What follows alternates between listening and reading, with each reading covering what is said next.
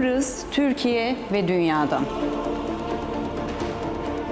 Siyaset ve ekonomiden. Ve tabii ki sokaktan. Kısacası sizden. Doğru, tarafsız ve güncel haberler. Gazete manşetleri ve objektif yorumlarla. Halkın sesi olmak ve her yeni güne birlikte başlamak üzere. Hafta içi her sabah TV 2020 ekranlarında birlikteyiz.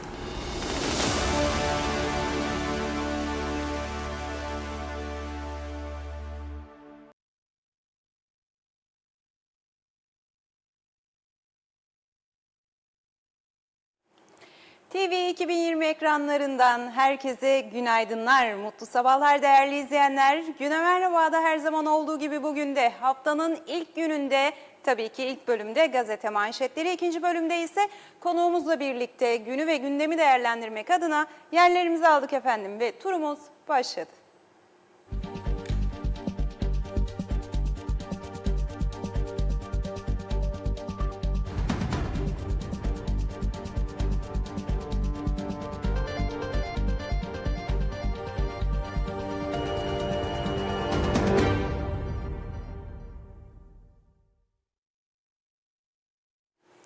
Evet efendim, tarihlerimiz bugün 10 Ağustos Pazartesini gösteriyor. İlk gazete Diyalog'la başlıyoruz güne. Diyalog bugün yeni bir sayfa açılmalı başlığını kullandı manşeti için. Yeni bir sayfa açılmalı.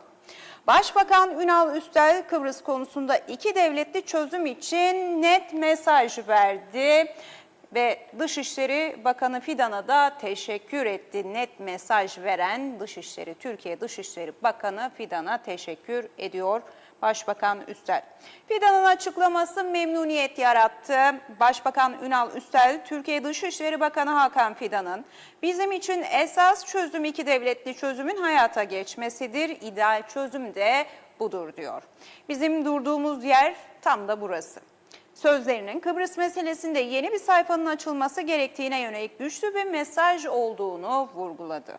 Üstel, Bakan Fidan'ın Kıbrıs konusunda yaptığı açıklamaları büyük bir memnuniyetle de karşıladığının altını çizdi efendim. Devlet olarak tanımıyoruz deniliyor ikinci spotta. Dışişleri Bakanı Hakan Fidan yapmış olduğu açıklamada Rum kesimini devlet olarak tanımıyoruz. Sen Kıbrıs Türk'ünün hakkını tanımazsan ben de senin devlet varlığını tanımam. Sen 1960'ta kurulan devlet değilsin diyerek Rum tarafının tavrını eleştirirken Başbakan Ünal Üstel ise Fidan'ın sözleri Kıbrıs meselesinde yeni bir sayfanın açılması gerektiğine yönelik güçlü bir mesajdır diyor. Türkiye Dışişleri Bakanı Hakan Fidan hem yeni bir sayfa açılması gerektiğine vurgu yapıyor Kıbrıs sorunu, Kıbrıs meselesinde, hem de Güney Kıbrıs Rum yönetimine yüksek perdeden bir takım eleştirilerde bulunuyor ve kuzeyden de memnuniyetle karşılanıyor Fidan'ın bu açıklamaları, başta Başbakan Ünal Üstel olmak üzere. Ve ne diyor efendim? Rum kesimini devlet olarak tanımıyoruz diyor Hakan Fidan. Sen Kıbrıs Türk'ünün hakkını tanımazsan ben de senin devlet varlığını tanımam. 60'ta kurulan devlet değilsin diyor ve eleştirilerini sürdürüyor efendim. Ve Başbakan Üstel de memnuniyet duyduğunu dile getiriyor ve Meclis Başkanı Öztürkleri de görüyoruz yine ön sayfada hemen manşetin içine gömülü olarak. Egemen eşitlikten taviz verilmeyecek diyor o da. Kıbrıs'ta iki halk vardır, artık bunun herkes farkına varmalı diyor Meclis Başkanı Ziya Öztürkler'de. Ve sürmanşete baktığımızda ise mülkiyet meselesinde yaşanan ve Alman emlakçı Eva Kunzel'in tutukluluk ve aynı zamanda Güney Kıbrıs Rum yönetiminde bu yasa dışı olarak kuzeyde bulunan Rum mülklerini sattığı, aracılık ettiği vesaire şeklindeki İddialarla güneyde süren yargı sürecine ilişkin Alman elçiliğinin, büyükelçiliğinin devreye girdiği bilgisi paylaşılıyor. Almanya 26 aydan beri tutuklu bulunan emlakçı Kunzel'in serbest bırakılmasını istedi. Elçilik devreye girdi. Evet, tutukluluk meselesi daha çok biliyorsunuz ki Simon Aykut'la sembolik bir hal almış gibiydi. Ve Simon Aykut'un da İsrail'e iadesi gerçekleştirildi. Oldukça da tartışmalı oldu bu süreç. Aykut'un başvurusu, kabul edilişi, İsrail'e iadesi Rum Meclisi'nde de çok tartışılan bir konu olmuştu, hatırlayacaksınız. Son olarak yine Kıbrıslı bir Türk'ün eşdeğer mal gerekçe gösterilerek ifadeye çağrıldığı bir durumda bırakmıştık bu mülkiyet meselesini. Ancak yargısı süren isimler var. Sadece Eve Kunzel'de değil, daha birkaç isim daha var. Aynı şekilde Güney Kıbrıs Rum yönetimi mahkemelerince şu anda yargılanıyor mülkiyet meselesi temelinde. Ve Almanya Büyükelçiliği artık devreye giriyor ve kaç aydan beri, 26 aydan beri tutuklu bulunuyor Eva Kunzel. Serbest bırakılması için elçilik artık bu saatten sonra devrede Almanya'nın. Efendim, şöyle bir Arasta'ya uzanıyoruz şimdi. Diyaloğun ön sayfasında da gördüğünüz gibi fotoğraflarla tarihi sokakları geziyor turistler, hem yerli hem yabancı turistler. Hem de tabii ki halk güneşli havadayı da fırsat bilerek böyle öğleden sonra havanın hafif serinlemeye yakın olduğu saatlerde Arasta surlar içi cıvıl cıvıl oluyor. Tabii ki hafta sonları birçok yer kapalı oluyor maalesef ki, nedenleri bilinmez. Aslında hafta sonu en çok açık olması ve işlemesi gereken yerlerin bazıları özellikle de pazar günü kapalı oluyor. Ancak yine de tabii ki kapıdan geçenler, güneyden gelenler hafta içi hafta sonu dinlemiyor. Geziyor Arasta'yı. İlişkiler gelişmeli deniliyor. Arasta'dan yükselen ses de bugün ön sayfada. Arasta esnafı konuşuyor diyaloğa. Yeni kapıların açılması için liderlerin adım atmasını bekliyoruz diyorlar. Bakın, güven yaratıcı önlemler denildi, metodoloji denildi. BM buna destek verdiğini ifade etti. Bu arada Ağustos'un sonuna doğru da biliyorsunuz ki iki lider yeniden bir araya gelecek. Baş başa bir görüşme yapacak. Ama bu güven yaratıcı önlemler noktası en başta kapılarla gündeme gelip tartışılan bir konu oluyor. Nedense her defasında böyle oluyor.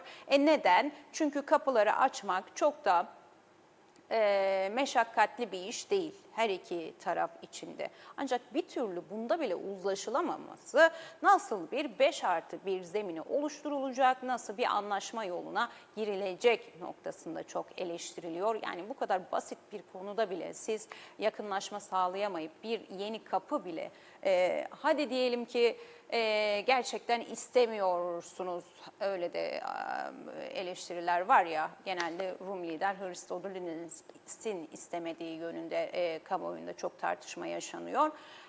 En azından sembolik olarak, ya göstermelik olarak da olsa bir kapıyı açabilirsiniz herhalde. Türk tarafından da bazı yetkililer diyor ki Rum tarafını beklemeye gerek yok. Kapı açmak istiyorsak gideriz, bütün hazırlıkları yaparız ve diğer tarafa da deriz ki arkadaşım biz bu kapıyı açtık. O da mecbur kalır ve diğer tarafta gerekli düzenlemeleri yaparak kabul kısmındaki işte polisini de yerleştirir, işlemleri yapacak elemanını da yerleştirir, kabinlerini de yerleştirir diyorlar. Bu da yapılabilir, bu da seçeneklerden biri ama tercih edilen bir seçenek mi olur? Olmaz diye düşünüyorum. Ve efendim, herkesi korkuttu başlığıyla yer alan bir trafik kazası haberi var yine ön sayfada bugün. Kırmızı ışıkta duran aracı arkadan çarptı. 3 kişi yaralandı. Herkesi de korkuttu. Geçtiğimiz haftanın önde gelen, hepimizi üzen konu başlıklarından biriydi trafik kazaları konusu, biliyorsunuz ki. Hepimizi üzdü, sinirlendirdi, zaman zaman yüreğimizi yaktı. Ölümlü kazalardı bunlar ve ne oluyoruz dedirtti bize. Tabii ki siyasi arenada da tartışmaları beraberinde getirdi. Muhalefet iktidara yüklendi. Neredesiniz? Sesiniz, soluğunuz çıkmıyor. Ülkede bu tarz olaylar üst üste yaşanırken aynı zamanda tabii ki sosyal yaşamda da adli ve kriminal olaylar can alır bir boyuta gelmiş bir süreçte neredesiniz, hiçbir açıklamanız yok denilirken iktidardan da ilgili çevrelere cevaplar gecikmedi. Haftamız böyle geçti. Geçtiğimiz hafta böyleydi. Ve üzüldük tabii. Üzülmez olur muyuz? Hepimiz üzüldük. Tek tek tüm vatandaşlar. Tabii her konuda gözler önlemlere çevrildi. Hepsinin kendi içerisinde tartışılması gereken, belki de uzmanlarla ayrı ayrı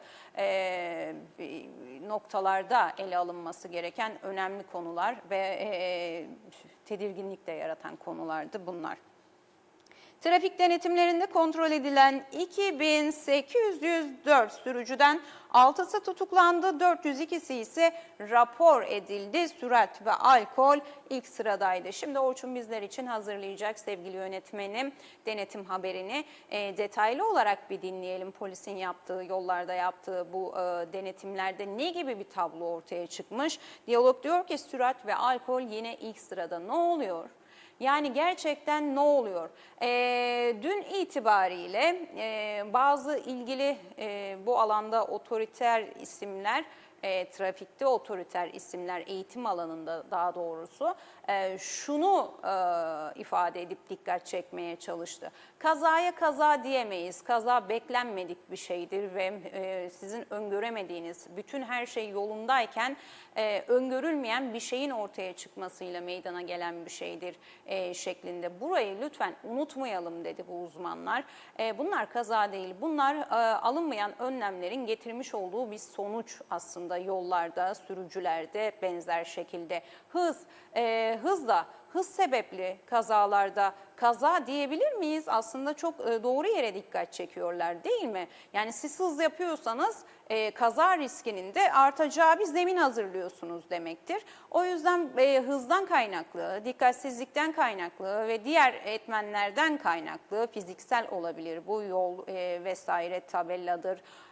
Buna benzer şeylerden kaynaklı. Bunlardan kaynaklı olan kaza çarpışmalara siz kaza diyemezsiniz diyorlar ve dinlediğinizde mantıklı noktalara dikkat çektiklerini de görebiliyorsunuz.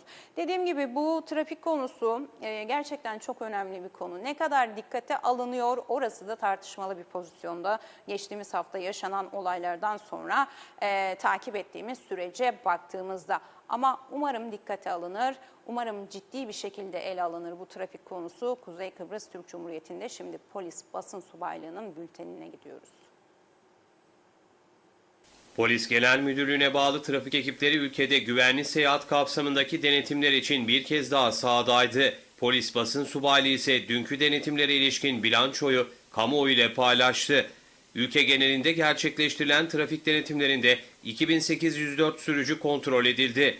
Trafik kurallarına uymayarak yolu kullanan diğer sürücü ve yayalara tehlike yarattığı tespit edilen 402 sürücü rapor edilerek aleyhlerinde yasal işlem başlatıldı.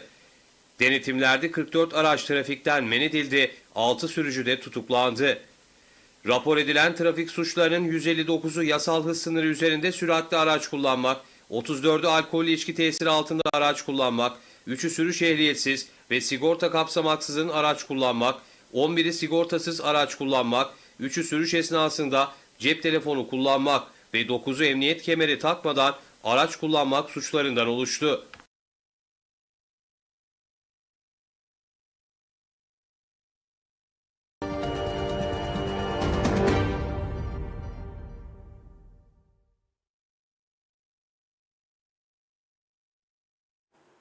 Evet efendim. Trafikteki karnemiz de bu şekildeydi. Polisin yollarda yaptığı denetim sonucunda. Maalesef ki gördüğünüz gibi çok da iç açıcı değil. Çok da iç açıcı değil. Ve devam ediyoruz, diyalogdayız. Diyalog bir de uyuşturucu haberine yer veriyor. Ciddi artış oldu diyor. Gazi Mahsus Ağır Ceza Mahkemesi'nin adli yılda sonuçlandırdığı 298 davadan 115'ini uyuşturucu suçları oluşturdu. Ciddi bir artış var. Aynen dünyada da bir artış var. Güneyde de bir artış var. Kuzeyde de bir artış var. Tabii Kıbrıs Adası'nın uyuşturucu ticareti bağlamında transit bir konumda oluşu da tehlikelere bir o kadar daha açık bir zemin hazırlar vaziyette aslında, özellikle uyuşturucu ve uyuşturucuya bağlı hem yapılanmalar hem de suçlar bağlamında. Türk rock müziğinin efsane ismi Teoman, Merit Park Otel'de hayranlarına unutulmaz bir gece yaşatmış ve Kıbrıs'ı seviyorum diye de vurgulamış Teoman efendim. Kıbrıs sevilmez mi? Cennet ada Kıbrıs, sevilir tabii ki. Kıbrıs'ı sevmeyen ölsün diyelim de, ama cennetin içinde bazen öyle anlar geliyor ki cehennemi yaşar bir vaziyette buluyoruz kendimizi maalesef ki. Efendim, diyalogdan aktaracaklarımız böyleydi ve sıradaki gazete Kıbrıs'ta devam edelim dilerseniz birlikteliğimizde. Kıbrıs gazetesi bugün yargılanmadan 2 yıldır hapiste diyor. O da Alman emlakçı Eva Kunzel'i manşetine taşıyor bugün. Almanya'nın en prestijli gazetelerinden Bild, Kuzey Kıbrıs'ta mülk yatırımı nedeniyle 2 yıldır tutuklu bulunan Eva Kunzel davasını gündeme taşıdı. Yargılanmadan 2 yıldır hapiste yatırılıyor Eva Kunzel dedi efendim. Almanya'nın en prestijli gazetelerinden biri Bild.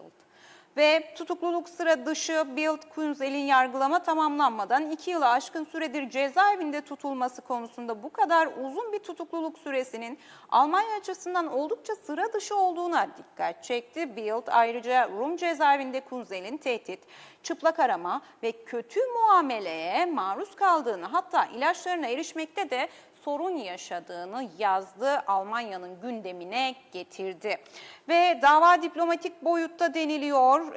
Bild'in konuyu Almanya gündemine taşıması, Alman vatandaşının uzun süreli tutukluluğu, dava henüz sonuçlanmadan cezaevinde geçirdiği süre ve savunmanın soruşturma yöntemlerine ilişkin itirazları, davanın yalnızca hukuki değil diplomatik boyutuyla da daha fazla tartışılabileceğine işaret ediyor dedi. Almanya'nın en prestijli gazetelerinden biri olan Bild efendim haberinin detaylarında ve bugün Kıbrıs gazetesi de Bild'in gündeme taşıdığı bu habere yer veriyor. Oldukça da geniş olarak yer bulmuş efendim haber Bild'da, bir de küpürü yer buluyor manşette. Ve sürmanşete baktığımızda Başbakan Ünal Üstel'le Türkiye Dışişleri Bakanı Hakan Fidan'ı görüyoruz. Türkiye, Kuzey Kıbrıs Türk Cumhuriyeti için büyük bir güven ve güç kaynağı deniliyor başlıkta ve Üstel, Kıbrıs Türk halkının haklarını, geleceğini ve siyasi iradesini doğrudan ilgilendiren açıklamaları için Türkiye Dışişleri Bakanı Hakan Fidan'a teşekkürlerini iletiyor. Ve yeni bir sayfa açılmalı vurgusu bugün Kıbrıs'ın da sürmanşetinde gündeme getiriliyor. Kıbrıs Türk halkının geleceği için önemli deniliyor. Anavatan Türkiye'nin Kıbrıs Türk halkının hak ve menfaatlerini her platformda kararlılıkla savunmasının büyük bir güven ve güç kaynağı olduğunun altını çiziyor Başbakan Ünal Üstel. Cumhurbaşkanımız Erdoğan'ın liderliğinde Türkiye'nin ortaya koyduğu siyasi iradeyle Hakan Fidan'ın uluslararası alanda verdiği açık mesajlar Kıbrıs Türk halkının geleceği bakımından son derece önemli mesajlardır diyor. Ve logo yanına baktığımızda Holguin'i görüyoruz. Sürece zarar verebilir başlığıyla aktarılıyor. Maria Holguin yeniden başarısızlığa uğrama riski olursa diyor. BM Genel Sekreterinin 5+1'i düzenlemeyecek olduğundan herkes emin olmalı. Yani 5+1 olmayacak, yeniden bir başarısızlık olursa, bir sekteye uğrama olursa BM Genel Sekreteri 5+1'i düzenlemeyecek diyor. Peki görüşmelerin ardından yapılan açıklamalara baktığımızda efendim BM'nin de desteklediği, aynı zamanda da Türk tarafının Cumhurbaşkanı Erhürman başta olmak üzere Cumhurbaşkanlığı makamının daha doğrusu ortaya koyduğu bir takım ana başlıklar vardı ve destek verildiği de görüldü. Aslında onların da istediği başlıklardı bunlar. Bakalım ne olacak? İki lider Ağustos'un sonunda bir araya gelecekler. Nasıl bir tablo çıkacak? Nasıl bir açıklama gelecek iki liderin görüşmesinden sonra? Guterres giderken ne dedi? Buralarda uzlaşın, ondan sonra bana deyin ki biz hazırız. Bakın işte bu denilen başlıklarda biz şurada ilerleme kaydettik. Hadi 5+1'e gidelim. Guterres de bakacak, ya doğrudur, gerçekten de ilerlediniz. 5+1 zemini oluştu. Holguin ne diyor bugün? Eğer diyor bir yakınlaşma olmaz, bir ilerleme olmazsa Guterres 5+1'i yapmayacak. Cumhurbaşkanı Erdoğan demişti ki görev süresi bitmeden ben bir 5+1 toplantının yapılacağı kanaatindeyim ve böyle bir kanaat oluştu bende. Olur inşallah ama bir ilerleme istiyor herkes, kamuoyu, BM, Türkiye, garantörler, diğer Yunanistan başta olmak üzere. Tabii ki siyasette, diplomaside her an her şey değişebilir. Ve 13 ulusal 5 uluslararası tutuklama emri çıkarıldı deniliyor onun hemen altında. Rum lider Christodoulidis Cumhurbaşkanı Erdoğan'ı eleştirdi. Kıbrıs Türklerine yeni tutuklama tehditleri gönderdi. Biliyorsunuz ki Guterres geldiğinde de yapılan görüşmede geniş kapsamlı bir basın açıklaması yaptığında Cumhurbaşkanı Tufan Erdoğan ne demişti efendim? Bu mülkiyet meselesini ve tutuklamalar meselesini de gündeme getirdim. Hatta Erdoğan 3-4 gün boyunca bu konu üzerinde de sosyal medyası üzerinden ard arda açıklamalar yapmak durumunda kalmıştı. Time kodları vermişti konuşmasından, basın toplantısından ve söylediğim şeyler çarpıtılıyor demişti aslında. Esasen ağzından böyle bir şey çıkmadı ama üzülüyorum dedi. Benim ne demek istediğim ortadadır. Ne demişti peki Erdoğan? Hiç arzu etmiyorum. Hukukçu bir insan olmama rağmen benzer şekildeki uygulama kuzeyde de mümkün, yapılabilir. Ama biz böyle bir şeyi tercih etmiyoruz ve Güney Kıbrıs Rum yönetimi artık bundan vazgeçmelidir dedi. Aba altından sopa mı gösterdi? Bir yerde evet öyle olabilir. Aba altından sopa gösterdi ama şuraya dikkat çekmeye çalıştı. Yani bizim elimizde armut toplamıyor. Eğer siz yasal tahta böyle bir şey yapıyorsanız ki siyasetin hukuka alet edildiği temelinde bakılan bir konu bu. Bu burada da yapılabilir. Yani kuzeyde de yapılabilir. Bunun farkında değil misiniz? Biz de bunu yaparsak bu işler nereye varacak? Biz zemin bulmak için görüşüyoruz. BM Genel Sekreteri gelmiş adaya 16 yıl sonra akıl işi mi demeye çalıştı aslında esasen. Ama tabii ki o açıklamaları o gün aldı başını gitti. İşte güneyde de Türk malı var. İstersek benzer uygulamayı biz de burada yaparız. Sanki tehdit yöneltiyormuş gibi yükseltilen bir tarafı da oldu sosyal medyada Erdoğan'ın bu açıklamalarının. Ve girişimler artırılacak. Rum lider Christodoulidis Türk bayraklarına saldırdıkları sırada vurulan Tasos İshak ve Solomos Salamoğlu'nun anma töreninde özür dilerim. Bugüne kadar Kıbrıs Türklerine yönelik 13 ulusal ve 5 uluslararası tutuklama emri çıkarıldığını açıklarken bu emirlerin uygulanması için girişimlerin artırılacağını söyledi. Söz veriyorum tutuklayacağım diyor. Bakın yani bu açıklamalara ay sonu görüşecek olmalarına rağmen Türk tarafındaki açıklamalardan bahsediyorum mülkiyet meselesinde hala ısrarla bu törenlerde İşte EOKA olur, GRIOAS olur, müze açıyorlar vesaire. Burada coşuyorlar. Başta Christodoulidis olmak üzere coşuyorlar. Ha bir de tabii ki seçim etkeni de var. Güney Kıbrıs Rum yönetiminde seçmenine yönelik de bir şeyler yapması gerekiyor içe dönük. Bu çıkışlar aslında seçime yönelik ağırlıklı olarak oynanan çıkışlar. Erdoğan'ın mülkiyet konusunda yaptığı açıklamaları tehdit olarak nitelendiren Christodoulidis, son dönemdeki tutuklamaları hatırlatarak bir şeyin yapılmasını istediğimizde bunun yapılabileceğini gösterdik diyor. Size söz veriyorum bunu da yapacağız ifadelerini kullanıyor. Bakın tehdit olarak algıladım ben Erdoğan'ın Guterres üçlü görüşmesi sonrası detaylı yaptığı basın açıklamasında o kullandığı ifadeler vardı ya bir hukukçuyum ama asla arzu etmiyorum ben böyle bir şey dedi. Ama benzer şekilde burada da hareket edilebilir. Çünkü aynı şekilde Kıbrıslı Türklerin de Güney Kıbrıs Rum yönetiminde malı mülkü var. Ha dedi şu da çok genel geçerliliği olan bir şey değil. Bu yönüyle tartışmak da çok doğru değil. Kuzeyde sizler koçem verdiniz, güneyde verilmiyor. Buna da dikkat çekmişti hatta bu açıklamasında. Evet efendim belediye başkanlığı siyasi şov makamı değildir diyor Maliye Bakanı Özdemir Berova. Belediye başkanlarının sorumlu oldukları kentlerin sorunlarına çözüm üretmesi gerektiğini söylüyor, altını çiziyor. Hafta sonu Girne Belediye Başkanı Murat Şenkul'la Maliye Bakanı Özdemir Berova'nın karşılıklı polemikleri sosyal gündem oldu.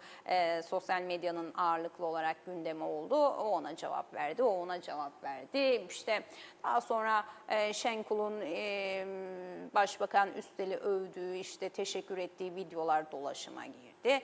Yani ülkede neler oluyor gerçekten? Sosyal hayatta hepimizi tedirgin eden, üzen, diğer tarafta trafikte hemen hemen neredeyse geçtiğimiz hafta her güne bir can verdiğimiz bir sürecin yaşandığı şu günlerde biz sosyal medyada özellikle de kontrol altına alınamayan, habercilikle alakası olmayanların da köpürttüğü bir ortamda hayatımızı bu sosyal medyada yaşar olduk. Oradaki haberlerin altındaki yorumlarda yaşar olduk. Çoğu aklı başında olanlar kadar olmayanları yaptığı yorumlara takılıp bir deliğe kuyuya taş atmış, öteki de işte onu çıkarmaya çalışmış misali günlerimizi geçiriyoruz. Bir lakaytlık var. Var. Yani şöyle bir gözlemlersek, kendimizi aynanın karşısına koyup öz eleştirimizi yaparsak böyleyiz yani. Olaylara bakışımız bu. Lakaytça bakıyoruz. Hep bir espri. Haberlerin altındaki yorumlara bakın. Oradan çok net fotoğrafımızı çekebiliriz. Evet efendim, ve manşetin hemen altında parayı tutsak edemezsiniz, para sizi tutsak eder diyor. Hasan Astürer, Yakın Doğu Üniversitesi kurucu rektörü Doktor Suat Günsel'le Girne'de Teal Denizcilik Müzesi'nde konuşmuş. Günsel yaşama bakış açısının temel ilkelerini işte böyle anlatmış. Parayı tutsak edemezsiniz, para sizi tutsak eder. O yüzden ne yapacağınıza dikkat edin diyor. Parayı bulduktan sonra nasıl yaşarsınız delirmeden, tutsak olmadan? Onun reçetesini veriyor anladığımız kadarıyla Suat Günsel efendim. Doktor Suat Günsel, Kıbrıs Türk halkındaki kronik olumsuzluk duygusuyla ilgili şikayet etmek biraz alışkanlık haline geldi bizde diyor. Kuzey Kıbrıs'ta Kıbrıs Türk halkının her alanda gösterdiği gelişim ve sahip oldukları küçümsenemez, kronik olumsuzluğun hiçbir getirisi yoktur. Yoktur tabii ki, siz oturup her gün ağlarsanız, hiçbir şey yapmazsanız, bir tuğlanın üzerine bir tuğla koymazsanız ah vah ah vah deyip ağlamaya devam edersiniz, hiçbir şey düzelmez. Ağladığınız yerden ayağa kalkacaksınız. Umut diye bir şey var, bir olgu var bu yeryüzünde, insanlığın içinde. Ve bunu esas alarak hareket edersiniz ve emin olun ki devamı gelir. Bu ülke yönetimindeki sorunlar için de geçerli, diğer alanlardaki problemler için de geçerli, bireysel olarak bizler için de geçerli. Bir sorun yaşadığımızda oturup ağlayıp ve oraya tutunup oradan beslenip sürekli o avranın içinde yaşamayı tercih ederseniz hiçbir yere varamazsınız. Mücadele etmek zorundasınız ve ayağa kalkmak zorundasınız. Gerektiğinde yeniden başlamak zorundasınız. Çünkü hayat, yaşam devam ediyor. Ölenle de ölünmüyor. Aynı problemlerin içerisinde debelenip durup benzer döngüden kurtulamamakla da olmuyor. O yüzden düşünmemiz lazım, görmemiz lazım, eleştirmemiz lazım. Ne yapmamız gerektiği noktasında çıkış yollarını sıralamamız lazım ve mücadeleye koyulmamız lazım esasen. Evet efendim, Kıbrıs Gazetesi de böyleydi ve sıradaki gazete Avrupa ile devam edelim dilerseniz birlikteliğimize. Avrupa Gazetesi de Türkiye savaşa sürülüyor başlığıyla çıkmış bugün. Okuyucusunun karşısına Türkiye savaşa sürülüyor. ABD ve İsrail Mekke Anlaşması'ndan çok memnun. Bu Mekke Anlaşması da dünyanın dikkatini çeken bir anlaşma oldu. Efendim, Türkiye Cumhurbaşkanı Erdoğan, Türkiye Büyük Millet Meclisi'nin onayını almadan Mekke'ye giderek Suudi Arabistan ve Pakistan'la ortak savunma anlaşması imzaladı. Bu ülkelerden herhangi birine yapılan saldırı diğerlerine de yapılmış sayılacak. Çağrıda da bulundular diğer ülkelere. Sizler de gelip ortak olabilirsiniz dediler esasen. Ve evet, kameraların karşısına geçtiler, imzaladıkları anlaşma metninin sembolik metinleriyle gülerek poz verdiler. Birimize yapılan saldırı üçümüze yapılmış sayılacak denildi. Ama dediğim gibi dünya kamuoyunda, siyasi arenada özellikle strateji yorumcuları çok farklı alanlarda tartışıyor. Bu Mekke Savunma Anlaşması denilen anlaşmayı üç ülke arasında yapılan.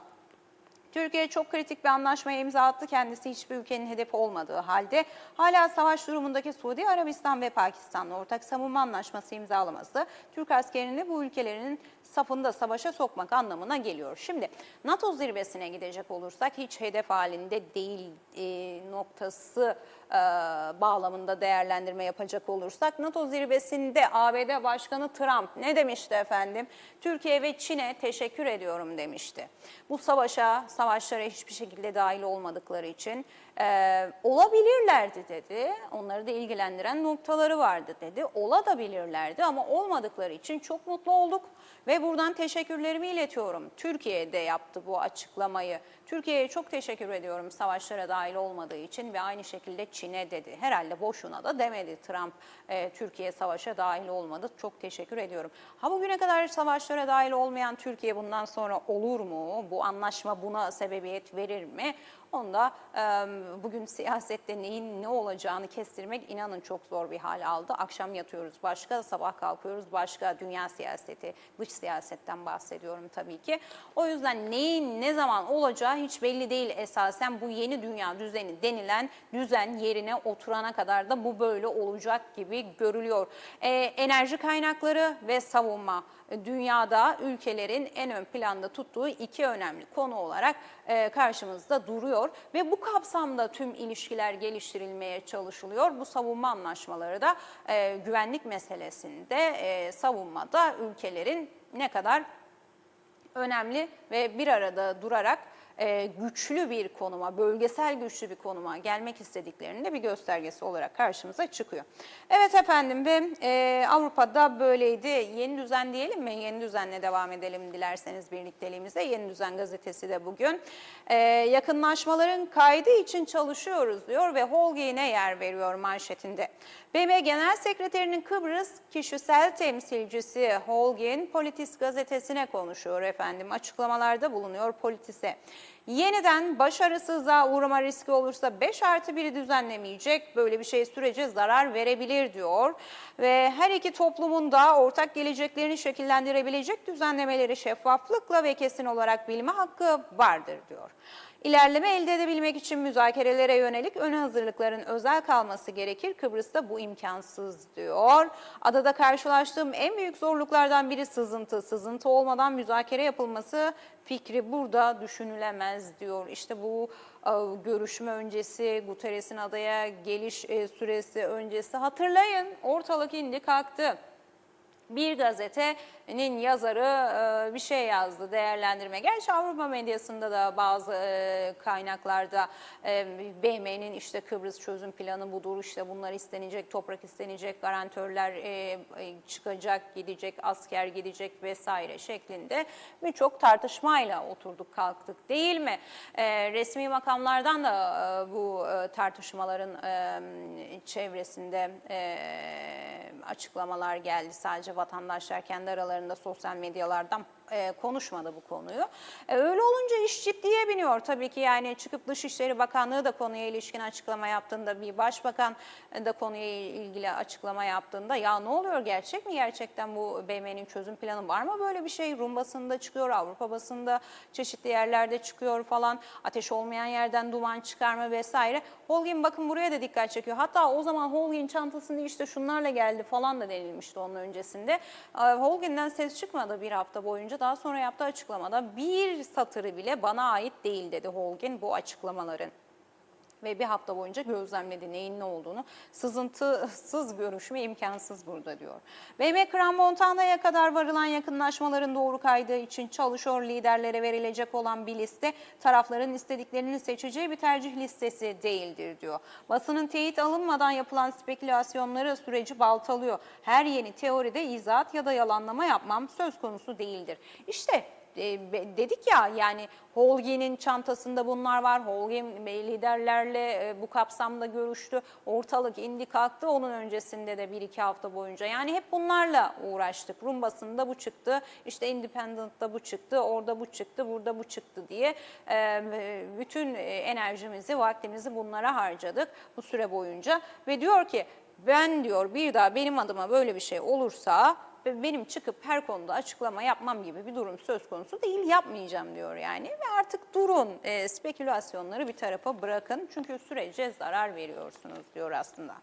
Dışişleri Eski Bakanı Özdil Nami'yi görüyoruz. Hemen Holgi'nin yanı başında. Kıbrıs'ta asıl mesele yeniden değil, farklı bir şekilde müzakere etmek diyor. Herhalde yeniden yaptığınızda nereye varacaksınız? Benzer şeyler yaşanacak o süreç boyunca da.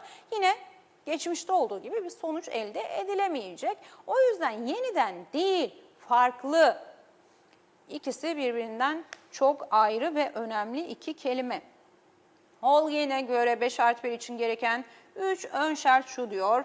Liderlerin doğrudan ve düzenli görüşmeye devam etmesi, olası yeni güven yaratıcı önlemleri tayin etmesi, Kıbrıs sorununun özü ve çözüm metodolojisi üzerinde çalışılması diyor Holgin. Guterres'te giderken bunları söylemişti zaten. Ev ödevlerini vermişti ve gitmişti. Cumhurbaşkanı Erdoğan da geçtiğimiz gün ne dedi?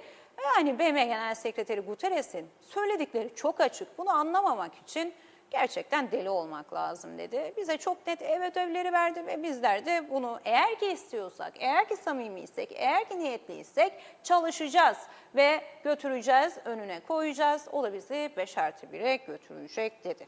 Ve efendim, hükümetin politikaları kamu güvenliğini ve huzurunu bozdu diyor İçişleri Eski Bakanı, bağımsız milletvekili Ayşegül Baybars'ta bir röportaj yapıldığını görüyoruz.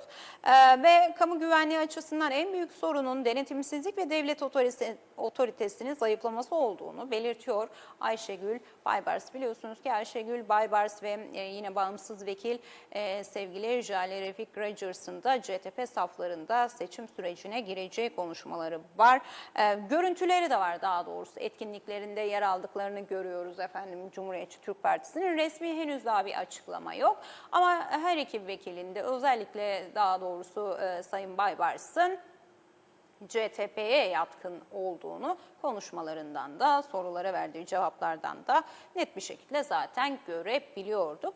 Geçemezler mi? Geçebilirler. Ulusal Birlik Partisi'nden mesela çekilen, istifa eden de oldu ve onlar da Halkın Partisi'ne gitti, başka yere gitti. Gidebilir, bir yerden çıkıp başka bir yere gidebilir tabii ki insanlar.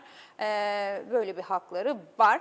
Cumhuriyetçi Türk Partisi safına geçmeleri beklentisi var. Bağımsız vekiller Ayşegül Baybars ve Jale Refik Rogers'ın. Evet efendim, Yeni Düzen gazetesi de böyleydi, sizlere aktarmaya çalıştığım gibiydi ve şimdi sıradaki gazete Güneş'te devam edelim birlikteliğimize. Bakalım Güneş'te ne var bugün?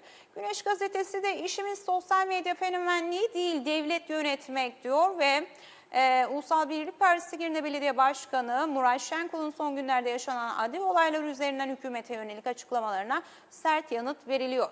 Devletin tüm kurumları görevinin başında. UBP'den yapılan açıklamada Şenkul'un yaşanan olayları siyasi fırsata dönüştürerek hükümete saldırmasının sorumlu yöneticilik anlayışıyla bağdaşmadığı belirtiliyor. Devletin ilgili tüm kurumlarının görev başında olduğu vurgulanıyor. Yaşanan her olayın ciddiyetle ele alındığı belirtilen açıklamada polis ekiplerinin sahada olduğu ve devletin tüm ilgili kurumlarının görevlerini sürdürdüğü kaydediliyor. UBP bu tür açıklamaların ülkeye, ekonomiye ve turizme zarar verdiğine de dikkat çekiyor.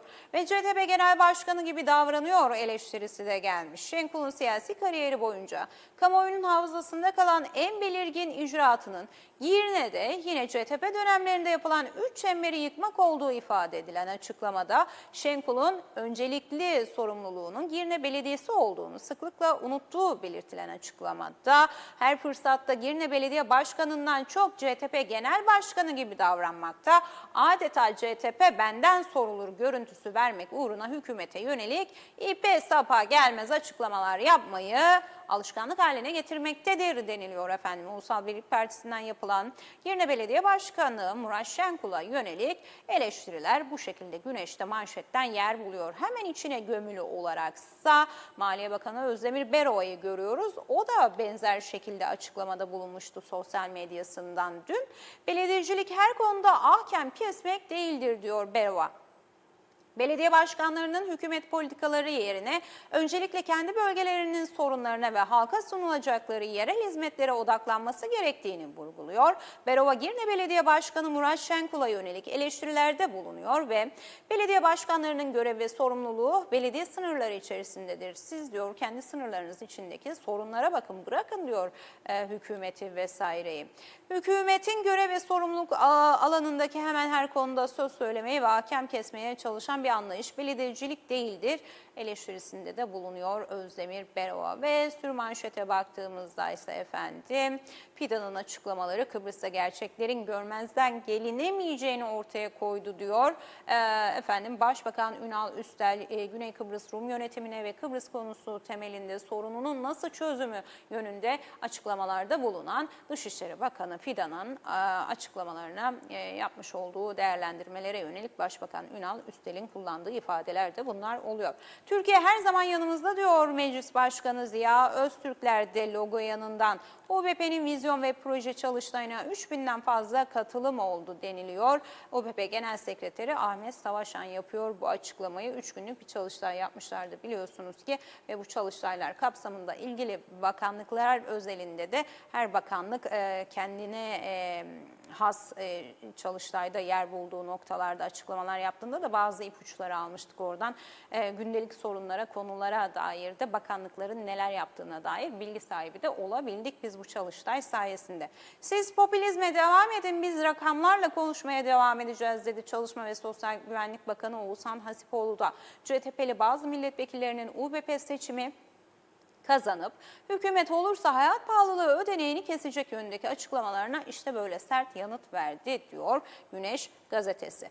Efendim Halkın Sesi'ne baktığımızda ise Halkın Sesi Rum liderden tehdit dili diyor. Ama töreninde konuşmuştu ya biraz önce aktardım Hristodolidis eski mülk tutuklamalarını hatırlatıp istedik mi yaparız bundan sonra da emin olun yapmaya devam edeceğiz dedi efendim.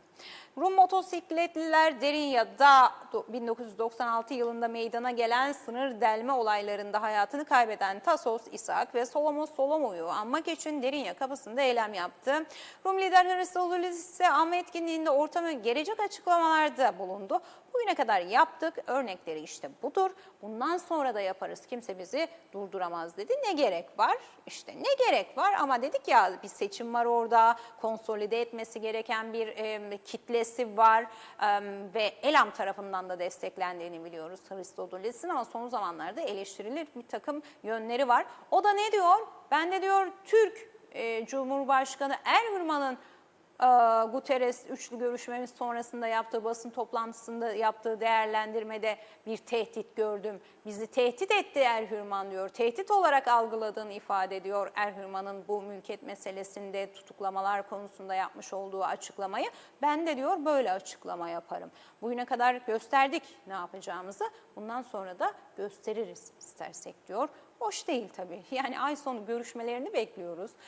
İşte bir takım konularda uzlaşmalarını bekliyoruz ki 5+ bile gelirsin. Ortam böyleyken hiç de umut vaat etmiyor Güney Kıbrıs Rum yönetimi. Görüşmelerin güzel bir zeminde süreceğine dair bizlere. En büyük engel korku deniliyor BM temsilcisi Holge'nin güneyde yapmış olduğu röportajdan kesitlere yer veriliyor.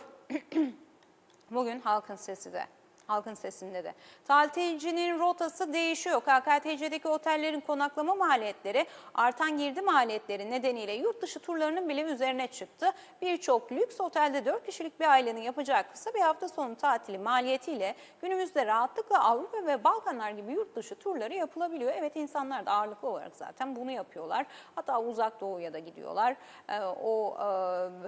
Oralarda alternatif tatil beldeleri olarak önlerinde duruyor. Artık yerel yerlerden, Türkiye'den, yakın coğrafyalardan çok Avrupa ve Balkanlar aynı zamanda Uzak Doğu'da dediğim gibi tercih edilen destinasyonlar olarak tatilcilerin önünde duran seçenekler oluyor. Ucuzlar çünkü, ucuzlar. CTP iktidara gelirse 1 yılda bırakıp gider dedi. Çalışma ve Sosyal Güvenlik Bakanı Oğuzhan Hasipoğlu, OBP seçim kazanıp hükümette olursa hayat pahalılığı ödeneğini durduracak sözlerine işte böyle tepki gösterdi. Vatan'a bakıyoruz efendim. Vatan gazetesine baktığımızda ise Rum kesimi eşit güç paylaşımına gitmeyecek diyor. TC Dışişleri Bakanı Hakan Fidan'dan Kıbrıs açıklamaları üst başlığıyla veriliyor haber.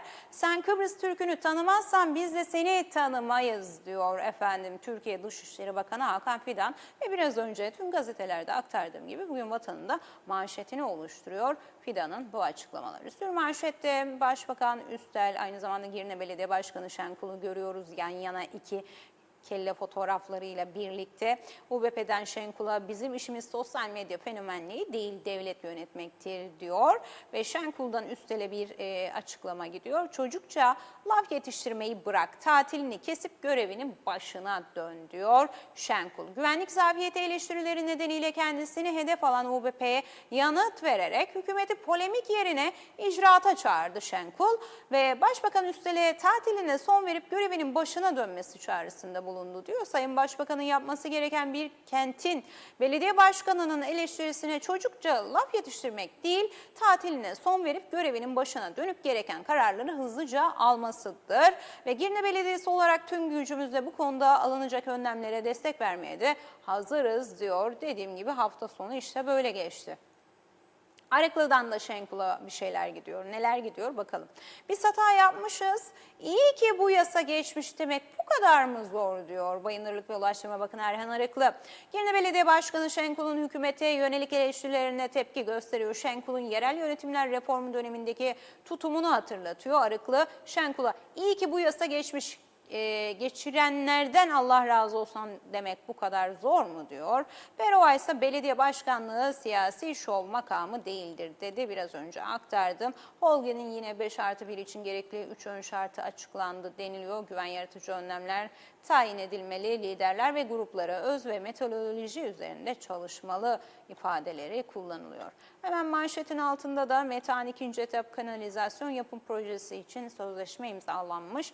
Dün de Lefkoşa Türk Belediyesi Başkanı Mehmet Harmancı sosyal medyasından bunu duyurdu. Yani şimdi belediye başkanlarından konu açılmışken Lefkoşa'da vatandaş artık isyan noktasına geldi vergiler konusunda. Yani aldığınız hizmet 5 ise ödediğiniz vergi 20 oluyor artık. Ve özellikle son zamanlarda tabii ki dünyada yaşanan gelişmelere paralel olarak insanların dar gelirlerinin, asgari ücretlinin yaşadığı zorluklarda göz önünde bulundurulduğunda belediye sınırları içerisindeki belediyelerin ki hepsi birbirinden farklı oranlar ortaya koyuyor biliyorsunuz ki mali tablosuna bağlı olarak, kalabalıklığa bağlı olarak, altyapısının ne kadar düzgün olmayışı, kaçağının ne oluşuna bağlı olarak birçok etkileyen konu olduğu ifade ediliyor bu farklılık konusu sorulduğunda daha doğrusu belediye başkanlarına. Ama Lefkoşa vergi oranlarının artık yenilir yutulur gibi olmadığı eleştirisi özellikle sosyal medyada çok öne çıkan bir başlık oluyor. Zaten en pahalı vergi oranları Lefkoşa'da diyebiliyoruz. En son öyleydi. Şimdi yeni güncel rakamlara bakmak lazım. Yanlış bir şey de söylemek istemiyorum esasen. En ucuzu da özellikle suda bunu çok net söyleyebilirim. Tatlısu Belediyesi'ndeydi. Ve son günlerde vergi oranlarındaki aşırı fahişliğin, yüksekliğin artık vatandaşça da kabul edilebilir bir durum olmadığı eleştirisi özellikle sosyal medyada vatandaşça çok yapılır olduğu Lefkoşa için onu da eklemiş olalım. Evet efendim Kuzey Kıbrıs Türk Cumhuriyeti yazılı basında yer bulan haber özetleri, gazete manşetlerini sizlere aktarmaya çalıştım. Dilim döndüğünce, sürem yettiğince tabii ki gündemimiz böyleydi. Haftaya böyle başladık. Geçen hafta çok yorulduk, çok üzüldük, çok sinirlendik. Kahrolduk hatta. Birçok noktada kahrolduk hatta. Hızlı başladı, hızlı gitti, stresliydik, üzgündük. Bu haftaya da işte böyle aktardığım gibi başlıyoruz. Umarım hepimizi derinden sarsan bir yeni olay daha yaşamayız. Ancak alınmayan her önlem bir sonraki için olay içinde zemin hazırlar. Bunu da hiçbir zaman unutmamak gerekiyor. Gerçekçi olarak bakacak olursak ve değerlendirme yapacak olursak bu böyle. Ve yorumlarınızla devam edelim. İlk olarak Şifa Harun'un yorumunu görüyorum. Birazcık sizlerle sohbet edelim. Günaydın diyor efendim Şifa Harun. Teşekkür ediyoruz Şifa Hanımcığım. Ve huzurlu, mutlu, güzel günlerimiz olsun dedi. Umutlarımızın gerçekleşeceği, yüzümüzden gülücüklerin eksik olmayacağı güzel bir hafta sonu bir hafta diliyorum. Özür dilerim. Her şey gönlünüzce olsun. Günaydın dedi herkese. Günaydın. Mehmet Ali Özdemir Tatlısu'dan selamlarını gönderdi. Günaydınlar dedi. Günaydın efendim. Mehmet Uluçaylı yine Long Beach'ten selamlarını gönderiyor. Günaydın Özlem Hanım. İyi yayınlar, iyi günler diliyorum size dedi. Umut Türk günaydın Özlem Hanım diyor. Günaydın. Fatma Gör günaydınlar Özlem Hanım. Hayırlı yayınlar dilerim. Güzel bir hafta diliyorum herkese dedi. Hepimiz için güzel bir hafta olsun efendim. Mehmet Uluçaylı Türkiye iki devletli çözümü savunurken biz de KKTC olarak Sayın Hakan Fidan'ın dediği gibi iki devletli çözüm için masaya oturmalıyız diyor. Celal Harun iyi yayınlar diledi ve dedi ki günaydın, insanın gerçek zenginliği mal mülk cebindeki para değil kalbindeki insanlıktır. Para, makam kazanılabilir, güç sağlanabilir ama karakter satın alınamaz. İster zengin ol ister fakir, insanlığını kaybettiysen sahip olduğun hiçbir şey seni değerli yapmaz. Çünkü gerçek değer ahlakta, vicdanda, merhamette ve karakterdedir. Bu üç tane şey bugün artık kalmadı. Gerçekten Celal Bey kalmadı. Ne ahlak kaldı, ne vicdan kaldı, ne karakter kaldı. Tabii beş parmağın beşi de değil. Bunlar için hala yaşayan ve kalbi bunlar için atan insanlar var. Ama ağırlıklı bir kısım artık dünyada da böyle. Sadece Kuzey Kıbrıs Türk Cumhuriyeti'nde değil maalesef ki. Dünyada da böyle bir trend var insanlık adına. Artık bu değerler yok, bu olgular yok. Bu bizi biz yapan, insanı insan yapan olgulardan bahsediyorsunuz. Artık yok. Bu da neyi getiriyor? Vicdansızlığı getiriyor, empati yoksunluğunu getiriyor. Yani lakaytlık, laçkalığı getiriyor, acımasızca bir başkasına zarar vermeyi, marifet sayma ve mücadeleyi birilerini yok ederek, alt ederek, üstüne basarak sağlamaya çalışan bir içgüdüyü oluşturuyor aslında. Ve son zamanlarda da çoğu insanda böyle zuhur ediyor aslında bu bahsettiğim kötü şeyler. Bünyamin Yüksekbaş günaydın, iyi yayınlar dedi. Teşekkür ettik. Sayır Eker günaydınlar diyor. Hükümete şikayetler, belediyelere şikayetler dinmek bilmiyor. Halk artık diyor seçime de gitmeyecek böyle giderse. Serdar Cesurer günaydın, hayırlı sabahlar, iyi yayınlar dilerim dedi. Cebriye Kuşçu günaydınlar, Özlem Hanım sağlıklı günler dilerim. Güzel bir hafta diliyorum herkese dedi. Teşekkür ediyoruz her ikinize de. Zaliha Çavuşbaş Dağcan efendim günaydın Özlem Hanım iyi yayınlar dedi. Saygılar diyor, teşekkür ediyoruz. Celal Harun günaydın tekrardan diyor. Polis Genel Müdürlüğü'ne bağlı trafik ekiplerinin ülke genelinde gerçekleştirdiği denetimlerde sürücü ve araç kontrollerine ilaveten yolların durumları ile ilgili denetim yapmalarını, bakım onarım isteyen delik deşik çukur olan yollarla ilgili de diyor bir rapor hazırlamalarını diliyoruz esasen. Mustafa Kombo bizlerle günaydın Özlem Hanım hayırlı yayınlar. Ben kendi adıma konuşayım. Ben 14 yaşında öksüz kaldım ve 64 yaşına geldim. Allah'ın izniyle diyor ben hala diyor durmuyorum. Kendimce bir iş bulur. İş yoksa diyor yine diyor bir şeyler bulurum. Oturmayacaksın boş boş diyor. Boş boş oturarak hiçbir şey olmaz. Kahve köşelerinde Özlem Hanım kolay gelsin mücadele etmek lazım bu hayatta diyor. Ve Ali Beyaz günaydınlar Özlem Hanım iyi yayınlar. Bu tür tarafında her ay sosyal sigortalar emeklilerine ve askeri ücretliye diyor. Her ay ödeme yapıldığında Ağustos parası verilir mi? Bu yanda diyor Rum tarafında Ağustos parası da 500 euro. Ağustos parası öderler. Bizimkiler öder mi Özlem Hanım diyor. Lazım tüm tarafı da diyor yapsın versin bir sene Ağustos'ta versinler Özlem Hanım. 500 euro Türk parası ne kadar bilmem ama ben şu anda diyor. Efendim Ali Beyaz isimli izleyicimizde. Hepinize ayrı ayrı teşekkür ediyorum. Değerli yorum ve katkılarınız için ve böyle tamamlıyoruz Kuzey Kıbrıs Türk Cumhuriyeti'ni. Nereye gidiyoruz? Bir de Türkiye'ye göz atalım dilerseniz. Bakalım Türkiye'de neler yaşanıyor, neler konuşuluyor. Bakalım.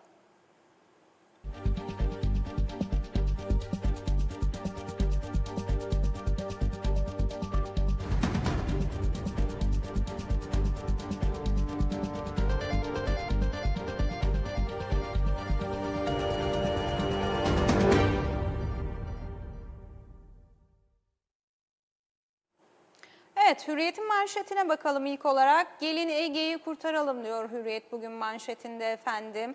Detaylarına bakıyoruz. Türk Deniz Araştırmaları Vakfı Başkanı Profesör Doktor Bayram Öztürk, Yunanistan'a Ege ekosistemini birlikte koruma çağrısında bulundu diyor. Hemen altında 10 yıl sonra tazminat kararı verilmiş. Doğalgaz patlaması Cihangir'de 12 Haziran 2016'da 5 katlı Safiri Apartmanı'nın en üst katında meydana gelmişti. 10 yıl sonra tazminat kararı çıktı bu olayda deniliyor ve sahil işgaline bakanlık ayarı denilmiş hemen sağdaki haberde de. Kıyılarda vatandaşla işletmeler arasında şezlong şemsiye gerginliği sürerken Çevre Bakanlığı'ndan kritik bir düzenleme geldi. Neymiş bu kritik düzenleme, hemen bakalım. Bakım, onarım, temizlik işleri belediyelerin yanı sıra bakanlıkça da yapılabilecek bu alanlar bakanlığın merkez teşkilatına Döner Sermaye İşletmesi Müdürlüğü'ne bağlı ilgili kuruluş ve iştirakleriyle kiraya verilebilecek diyor bugün Hürriyet gazetesi. Ve efendim Cumhuriyet'e bakıyoruz. Cumhuriyet'e baktığımızda ise ihraççıda ABD alarmı diyor. Zeytinyağı ve tekstil potada. ABD Başkanı Trump'ın göreve gelir gelmez kullanılmaya başladığı gümrük tarifesi silahı Türkiye'de ihracat sektörünü vurmaya işte böyle başladı. İhracatçıda ABD alarmı çıktı diyor. Hemen altında balistik manevrası ABD'de kongre onaylarsa Ukrayna'ya füze ve mühimmat satılabilecek diyor. Ukrayna'da bunu istiyor, biliyorsunuz ki NATO zirvesine katıldığında da liderlere bu konu hakkında ısrarını sürdürmüştü. Akşam gazetesine bakalım. Akşamın manşetinde ne var bakalım hep birlikte. Katil çocuğa müebbet diyor bugün akşamda. Türkiye Büyük Millet Meclisi'nde kabul edilen yasayla yaşı küçük suçlulara müebbet hapis yolu açılırken çocukları tetikçi olarak devşiren suç örgütleri de büyük darbe alacak bu kapsamda diyor bugün akşam gazetesi. Casper'lardır, Dalton'lardır. Geçtiğimiz hafta yine bu ekranlarda sizlerle buluştu efendim. Bu iki çetenin oluşum yapısına baktığınızda çocukların kullanıldığı görülüyordu ve Türkiye'de birçok, özellikle İstanbul'da haklarında dava açıldığı ve birçok gözaltının bu noktada yapıldığı ve bu çocuk suçlular konusuna bu noktadan eğilinmeye başlandığı haberleri de bizim de gündemimize yansımıştı. Ve gaspa bakanlık dur diyecek. Çevre Bakanlığı kıyı, plaj ve sahillerde bakım, onarım, güvenlik, temizlik faaliyetleri yapacak artık. Sadece belediyelere bırakmayacak. Mekke İttifakı Boğaz'la yansıdı. Türkiye, Suudi Arabistan, Pakistan'ın imzaladığı Mekke İttifakı İstanbul'da görsel şölene dönüştü. 15 Temmuz Şehitler Köprüsü 3 ülkenin bayraklarıyla işte böyle renklendi diyor. Ve Sözcü'ye bakıyoruz efendim. Sözcü'de cesur olun, tuzağı bozun diyor manşetinden. Utanmayın, bir çift mavi göz üzerinizde işte dedi. PKK'lılara af getirecek yasa teklifi bugün Meclis Genel Kurulu'nda oylanacak. Çıktığı yolda halka umut olan yeni partiden teklife hayır demesi bekleniyor. Cesur olun, tuzağı bozun diyor. Ve bu yasa toplumsal barışa hizmet etmeyebilir dedi. Yeni Parti Grup Başkan Vekili açılım yasasında belirsizlikler bulunduğunu belirtti. Toplumsal barışa hizmet etmeyebilir, antidemokratik uygulamalara zemin oluşturabilir kaygısını dile getirdi diyor. Ve şehitlerle donatılı manşetin içine gömülü olan fotoğraf üstünde ise İYİ Parti 7563 şehidimiz adına şerh düştü. Bu teklif bir ihanet metnidir dedi İYİ Parti. Evet efendim, Türkiye gündeminde işte böyleydi. Bugün gözler orada da, komisyonda ve mecliste olacak. Bu terörsüz Türkiye konusundaki teklif biliyorsunuz ki kabul edildi ve yasalaşması bekleniyor. Kubilay Mert Tuna, günaydın Özlem Hanım, iyi yayınlar. Kürekle çalıp haram lokma yiyenler halka çay kaşığı ile verirken şükreden bu halkla bir halt olmaz demiş Kubilay Mert Tuna'da. Bunun farkına varın diyor. Onlar kepçeyle götürüyor, size de çay kaşığıyla veriyor ama siz bunun farkında değilsiniz. Ya da farkındasınız ama bir şey yapmıyorsunuz. O yüzden hiçbir şey olmaz demiş. Böyle bir eleştiri getirmiş. Ve Celal Harun, hayat ne kadar acımasız olursa olsun her zaman bir umut vardır. Mutlu olmak ve gülümsemek için evinizde huzur, yüzünüzde gülümseme olsun diyor. Mutlu bir hafta geçirmeniz dileğiyle dedi. Bu son iki yoruma da yer verdikten sonra bu bölümü noktalayalım. Kısa bir ara verelim. Güneydeki komşudaki gelişmelerle baş başa bırakalım sizleri ve biz de konumuzla birlikte tabii ki eski Başbakan Sayın Ferdi Sami Soyer'le birlikte hazırlanıp yeniden sizlerle olalım. Şimdilik hoşçakalın.